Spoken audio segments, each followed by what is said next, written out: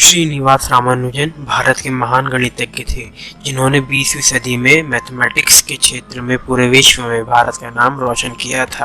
रामानुजन का जन्म 22 दिसंबर 1887 को कोयम्बटूर के इरोड गांव में हुआ था। रामानुजन विलक्षण प्रतिभा के धनी थे। आपको यह जानकर हैरानी होगी कि इन्होंने खुद मैथमेटिक्स सीखा और अपनी लाइफ में मैथमेटिक्स के लगभग 4000 थ्योरम्स और इक्वेशंस को सॉल्व करा। रामानुजन की प्रतिभा इनकी उम्र की कभी मोहताज नहीं हुई। रामानुजन ने भले ही 33 वर्ष का जीवन ही जिया हो, पर वो कहा जाता है ना कि पूत के पांव पालने में ही दिख जाते हैं। यह कहावत रामानुजन पर बिल्कुल फिट बैठती है। रामानुजन को बचपन से ही प्रश्न पूछने का शौक था। एक बार की बात है, इनके टीचर पढ़ा रहे थे और छात्रों को बताया कि अगर किसी भी संख्या को उसी संख्या से भाग दे तो उसका उत्तर 1 आएगा। ऐसा सुनकर सभी छात्र तो संतुष्ट हो गए, लेकिन रामानुजन ने तुरंत खड़े होकर अपने टीचर से पूछा कि अगर शून्य को भी शून्य से डिवाइड करे तो क्या उत्तर 1 आएगा, जिसका जवाब उनके टीचर के पास भी नहीं था। रामानुजन की छोटी सी एज में मैथमेटिक्स पर इतनी कमांड थी कि जब वे 7th क्लास में थे तो अपने पास में रहने वाले बैचलर ऑफ आर्ट्स के स्टूडेंट्स को मैथ्स पढ़ाते थे।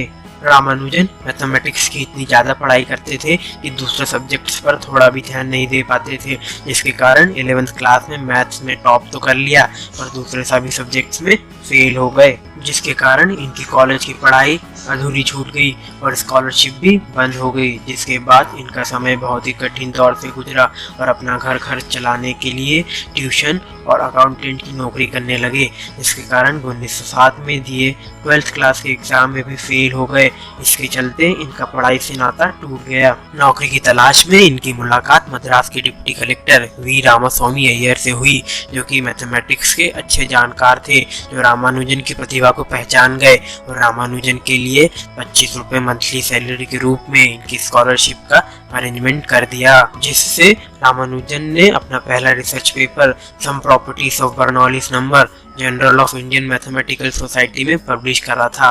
और फिर इसी के चलते रामानुजन की मुलाकात world famous mathematician professor GS Hardy से हुई। प्रोफेसर हार्डी के कहने पर रामानुजन पहली बार लंदन आए और तब तक रामानुजन 3000 से ज़्यादा थ्योरम्स और इक्वेशंस सॉल्व कर चुके थे, लेकिन रामानुजन को लंदन का मौसम जमा नहीं, जिसके कारण उन्हें टीबी हो गया और उस समय टीबी का कोई इलाज नहीं था। 1916 में रामानुजन को अपनी खोजों के लिए बैचलर ऑफ साइंस की डिग्री दी गई, जिसे बाद में पीएचडी के नाम से जाना जाने लगा।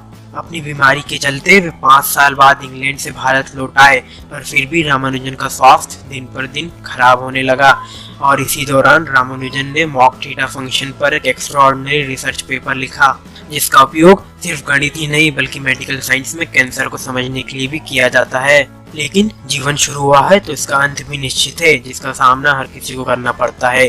लेकिन किसी ने भी नहीं सोचा था कि सिर्फ 33 साल की एज में रामानुजन 26 अप्रैल 1920 को इस दुनिया को छोड़ जाएंगे। भारत सरकार ने रामानुजन को भारत रत्न के पुरस्कार से भी नवाजा है और गूगल ने इनकी 125वें जन्म दिवस पर अपने होम पेज पर स्थान दिया था।